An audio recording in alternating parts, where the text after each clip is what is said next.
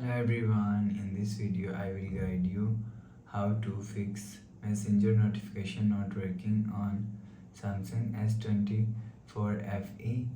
Let's start the video. First of all, restart by just click and hold side power button. Click on this restart icon. Again tap on this restart icon. You will see your phone is restart. After restarting, enter phone pin.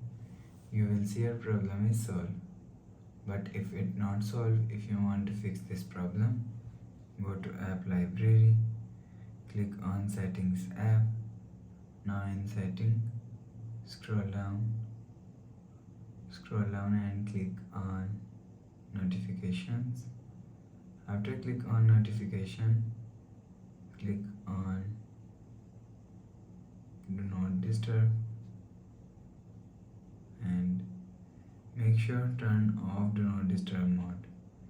After turn off this button, go back to home screen. You will see your problem is solved. But if it not solved, if you want to fix this problem, go to app library, click on settings app and click on notifications and allow notifications. After allow notification, turn on notification, go back to home screen. You will see your problem is solved. But if it's still not solved, click on settings app, scroll down and click on apps. After click on apps, scroll down and search messenger app from here.